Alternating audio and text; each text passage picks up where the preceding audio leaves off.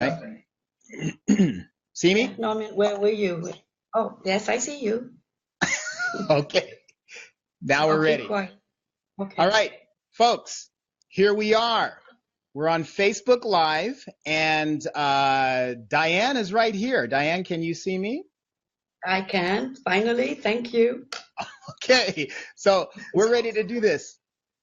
Hold on, Okay. Diane. Let me just, I'm going to come out of one of my things here so that I can share with you and see you. Just a moment. Okay.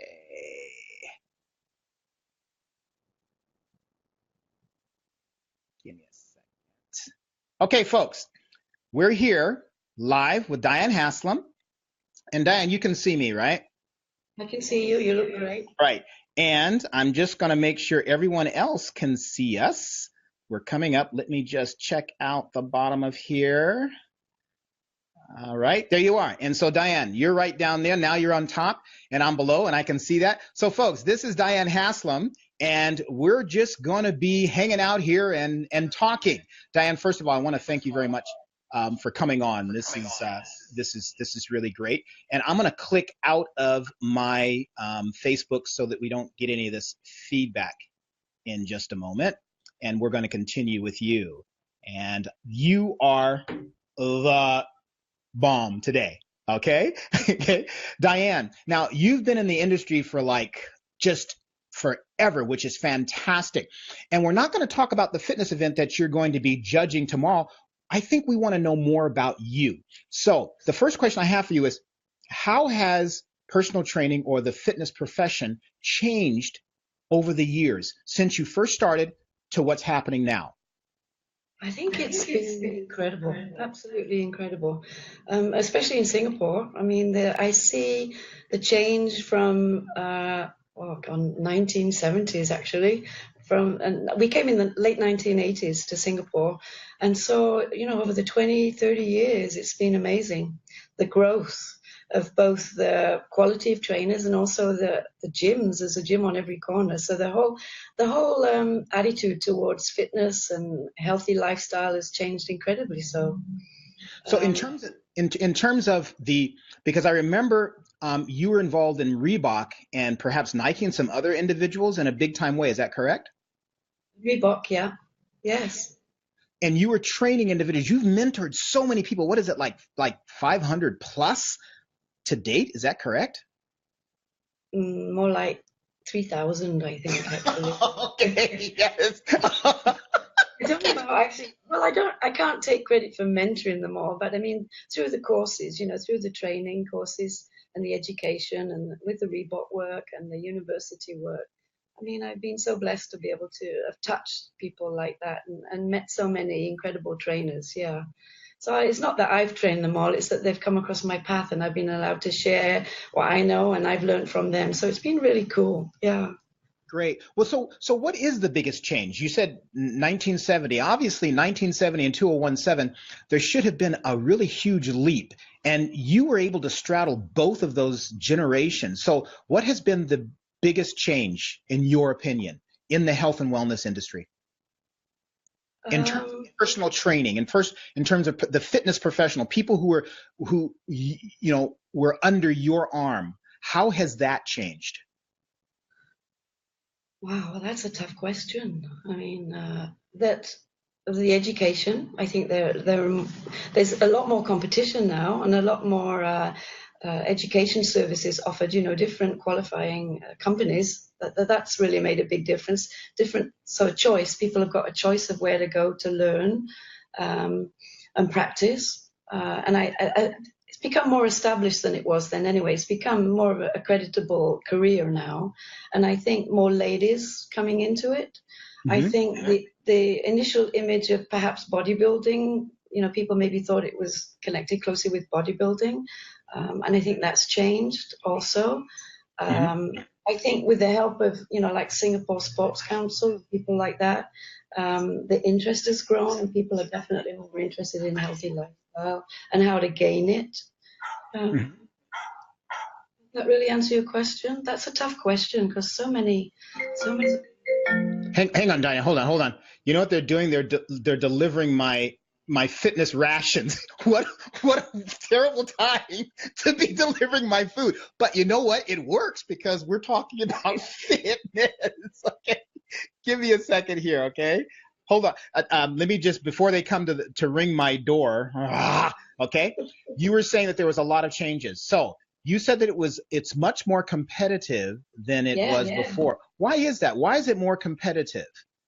Well, in Singapore particularly, I think more associations of everybody wants to come to Asia, I think, because it's a great market. You know, the interest is grown and lots of people. And I think, well, ACE is already here and ACSM and NSCA. And I think more of the associations have been allowed in. So they're offering more programs. And so people have a choice, which is nice. I think that's a difference. The incentives that the government have offered has also made a big difference, I think, to encourage people to be more active. That kind of things. But in that, Diane, since it's become more competitive and more people are getting involved, what is it that the consumer must be careful of? Because as you know, in the fitness professional industry, you're going to get the good with the bad, right?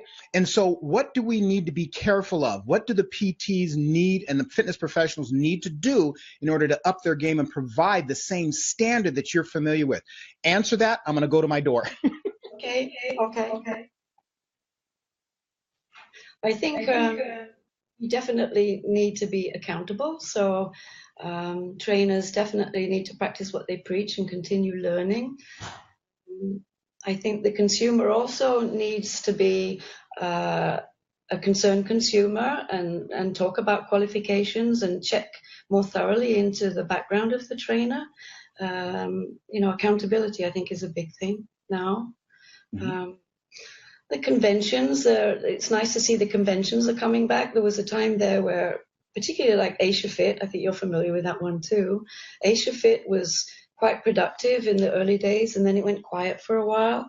And I know the last few years it's been back again in Thailand, and more international presenters have come, so new ideas, which is great, because I think prior to that people didn't have access to it. The internet has really helped too. I mean, things like this is just phenomenal. So the internet has helped trainers grow and learn more. And but I think the visibility of these other international trainers bringing different ideas has been awesome. I know many of them now are going to IDEA, which is awfully expensive to fly from here and accommodation, but they're saving up and taking bank loans and doing all sorts of stuff. And then the Asia Fit's been good for that. And then, of course, Australia. So people are becoming more involved, I think. Good. Now, from a personal level, yes. If you're standing in front of individuals, aside from all the associations, aside from all the technical stuff, aside from all of the software, all of the exercise tools and whatnot that people have, what would you tell your proteges in a room full of individuals in terms of how to deal with their average client? They have to listen. That's the communication skills are really important, not to just be concerned about themselves, but to listen to what the client wants. As a trainer, I think they have to be transparent. They have to practice what they preach. They have to work on their communication skills and have an understanding of where these people are coming from. Make sure they practice what they preach. So they're going to go through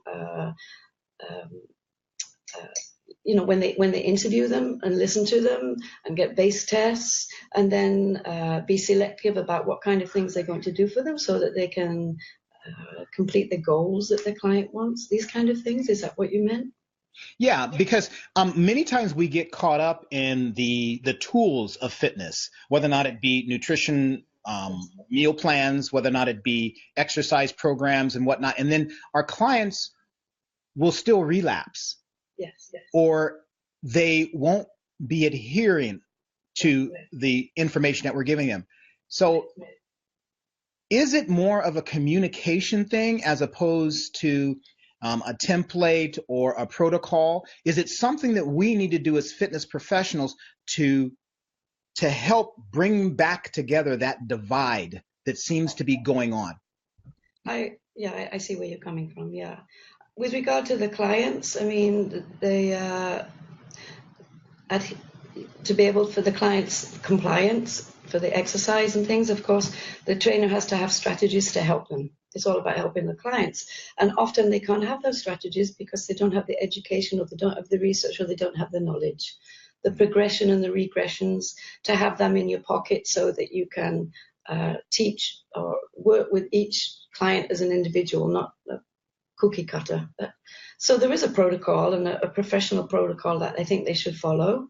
But also keep in mind that each person's individual, each person's got different goals, and working towards the goals and helping the client define the goals, SMART goals, realistic, time-based, all that kind of stuff that we teach in the lecture. I mean, it's all right listening to it, but you're right, being able to apply it's a totally different thing. And also being, I think, as a trainer, very transparent. And acknowledging to your client too that if you actually don't know something, that you're going to find out and come back. I think being genuine, humble, all those qualities I think are really important.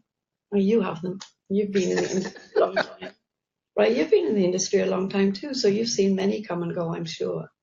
Yes, I have. Yes, I have. But I mean, you're the person. You're the one who actually trains other individuals. I've never trained other individuals, and so you've seen these, like as you mentioned, you've seen humility, you've seen articulation, and these types of things. And so, if we're talking about trying to be the best fitness professional right.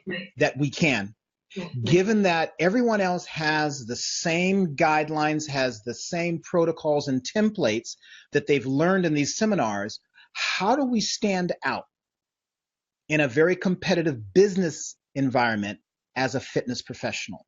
What a great question. What a great question. As I said before, that's what we preach. We are... we have to act professionally, be professional about the way we talk to people, about the way we conduct ourselves. I think education still is a big thing, but it doesn't mean to say that if you don't have a degree, you won't make a great personal trainer, because that's not true either. All the degrees in the world can't give you the skills to work with individuals, right? Mm-hmm. And there are some pretty phenomenal trainers out there that we're seeing already this event, tonight and tomorrow. Let's talk about that. Let's talk about that, Diane. You said there's some phenomenal trainers out there. So we're assuming that if they're phenomenal, there's other people who are not as phenomenal. So what is that X factor that makes that phenomenal trainer the one to be remembered, or for tomorrow, the one to be nominated as the trainer of Singapore? What is that X factor?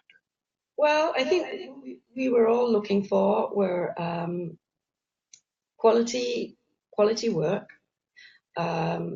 compassion, people that are compassionate and empathetic, can communicate with people, and the humility and all of that, but also give back. So people that contribute to society and do charity work, and serve. I think serve is a good adjective. People that serve others. I think that's really important. In what way? What does serving others mean to you? Serving means not so much helping, because if you help somebody, it's almost like they owe you something when you've helped them, right? But serving them, putting yourself out there and offering them ways to help them lead a better life, whether it be referring them to a nutritionist, or whether it be helping them design some kind of exercise program that they can integrate in their daily life to help them lead better lives. Incorporating, the respect for family and other people around them, all those kind of things. Is that the right answer? Is that the kind of thing you're looking for? I mean, that's what I feel like anyway. Absolutely, Diane. That's exactly what we're looking for. And you were so articulate when you mentioned that about serving people, which is something that is pivotal, right? Because it is a people business, no matter how you get around it. They're not commodities, correct? These are living, breathing human beings that are just like us. And sometimes we let the technology, sometimes we let our education get in the way of who we really are to be, as you mentioned, that phenomenal instructor, right? Yeah, because we learn so much from the other people. I mean, our clients give us so much also. Each client offers us something, the way that they run their lives. We can learn from all of those too, but and also embracing that and putting that into practice when we see people. Like I say, individuals, I think that's really important. Having a respect for each person, not judging. I think, not judging, not gossiping, all those little things that sadly the industry has gone through. It is improving, but it's still there in the background. And the industry had such a bad rap over the years.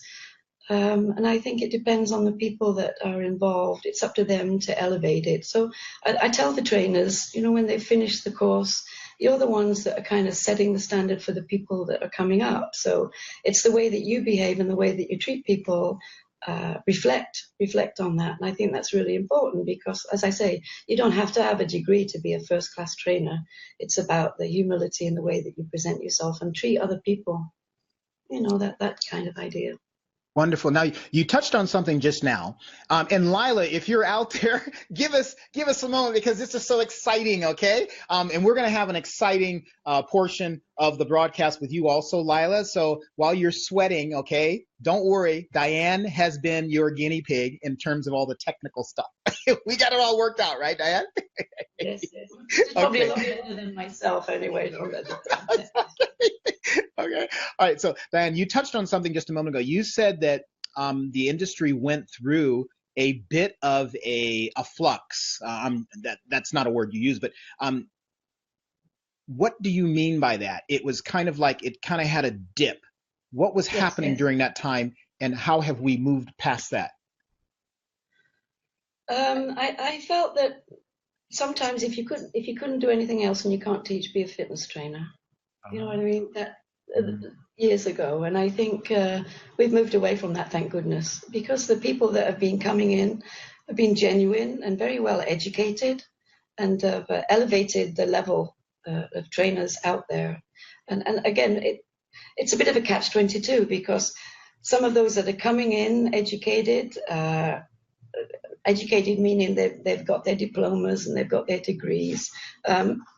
And they've been able to combine that quite nicely and marry it quite nicely with those other characteristics, with the communication and the empathy and the practical side of things. And so encouraging those around them to go to courses, lots of courses been coming in now. I mean, in the earlier days, there were not quite so many courses because it's so expensive to come to Asia, and most of the foreigners just didn't do it. And in our little pearl of a society here, we only had, we had Australia, but it still costs money to go to Australia, to fitness professionals there on the Gold Coast. So there's so many things that have changed it in a positive way. And the people in it now are, there are some wonderful people in it who are doing some fantastic work and learning from those before them, I suppose. Yeah. And you have a few on your Facebook interviews, that's for sure. So in terms of as you mentioned, the associations have broadened now. There are many more of them. Yes. So for the first-time person who is trying to break into the fitness arena, instead of doing it because they have nothing better to do, but really want to affect change, how do they make a decision with all of these associating bodies around? Because I'm sure it must be very confusing. What would be your advice? And I get tons of emails saying, what's the difference between this, and this?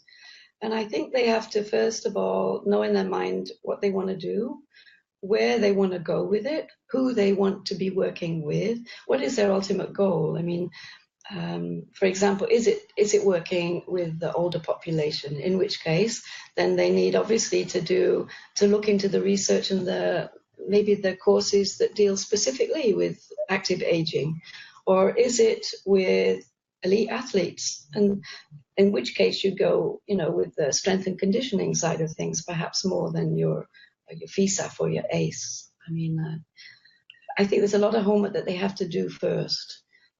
They have to know what they want in their heart first and their objectives and their own goals before they can think about helping others. Because it's such a broad area, right? They come into the fitness area, and then what we talk about on the courses is what's going to be your niche, because you can't be a master of everything. Great.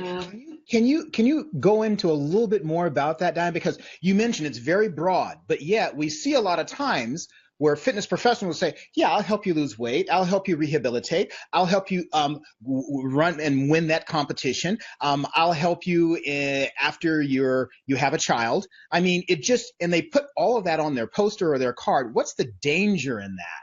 Go back to what you were saying about niche. How important is that? I think they have to be very careful their scope of practice. We talk about this all the time. We're not nutritionists, we're not doctors, we're not physios. And again, coming back to the communication and having a network within Singapore or wherever they are that they can refer, and being transparent enough and humble enough that they realize they're not a master of everything, right? It's impossible, because how can we be nutritionists who spend 3 and 4 years going to school, or physiotherapists 4 and 5 years, or doctors? And the internet is good and bad, right? The internet is great because of the information, but sometimes it's bad because of the information too. And we tend to fall back on things like that. And I'm sure it's through goodwill. We want to actually help them, so we do our best to get all the information. But actually, sometimes the information is not quite right. So being able to refer and let go and realize that we can't do everything, and work on the things that we are good at and that we know that we have good quality information and skills with, I think. And the niche being, what are you really passionate about? Because passion goes a long way, right? If you're really passionate about something, then you probably do it very well. But being able to service everybody, that's quite difficult, I think. We try, but I don't think that you can do that. I think to progress, we need to narrow our niche, maybe that way. Now, I hope that helps. Oh, of course, everything that you're saying, Diane, will help. Okay, I'm learning so much just listening to you here. I'm riveted to my green button on top of my my desktop. Seriously, I'm serious. Now, you mentioned about technology. You said that with all the information, Yes. the information can be good, but then the information can be well, not bad, but Misleading. Yes, misleading. Now, so if I'm starting off for the first time and I don't know which information to listen to because I'm a newbie, right? Yet I do want to affect change. I do want to help people. So what are some of the signs that I should look out for when I'm trying to Google stuff? What are some of the things that are misleading? I think you have to go and recognize sites, right?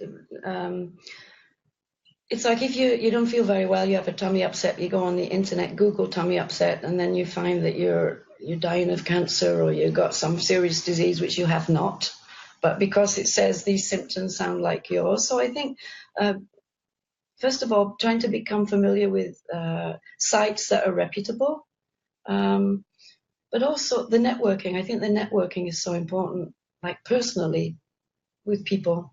Nutritionists, do your homework about who's some of the good nutritionists in town, and connect with them and talk to them. Physios, connect with them and talk to them, and use them rather than some of the internet. Maybe when you access some of the information on the internet, the pros and cons, you can advise, I suppose, but I'm always very wary. It's so huge now, out there, the web. I'm not quite sure what to say on that one. I just know I rely a lot on the team around me. I've got some really wonderful people who have come across in my life, in the path, and you just stay in touch and have a respect for the work and the education that they have. And generally, people are so nice. They're so willing to share, especially when you're transparent and you're honest with them. And especially when we're dealing with people, I think really important. That way. So it's a two-way communication also. Transparent and honest. I like that. That's really wonderful. All right, Diane, I'm going to let you go in just a moment, but have one more question. First of all, actually, there's a couple of questions. People are probably going to chime in. They're probably going to raise questions. Can I direct them to you? And if so, which website or which Facebook page would I direct them to? Can you just shout out right now? Well, they can go on to that one. And then also the Diane Haslam one. I'm not such a good techie, so they're all cross and intermingle. So either way, it gets to me. And I try and answer straight away. And I'm very happy to hear from people. I'd be very, very honored to answer questions to the best of my ability. But if I can't, like I said, there's some wonderful people around that will be very willing to help and answer them if it's about the nutrition or the physio or injuries and stuff. I'll put them across to people that I know, if that helps. Yeah. Excellent. I mean, that's wonderful that you'd be able to extend yourself. And obviously coming on today is indicative of your ability to reach out to people and to, as you mentioned earlier, to, it wasn't help. What was the word that you used? Serve, which is so brilliant. What are the plans for you from this point onwards? I fell in love really with, just about a month ago, I went to a convention, Sarah City Convention in San Francisco. Sarah City? Yeah, the Sarah City workshops, the Sarah, the ones at SCW. Yes. Right. But explain what that's about to people out here who don't know what that is. What type of another fitness convention, right? But the Sarah City workshops or workouts, I've forgotten what the acronym actually stands for now, but I think Philadelphia and Dallas, and the one I went to was in San Francisco and Seattle. And it's been a while since I've actually, I'll be honest, been to a convention. So I found that in the earlier days, I got to be a bit of a convention junkie.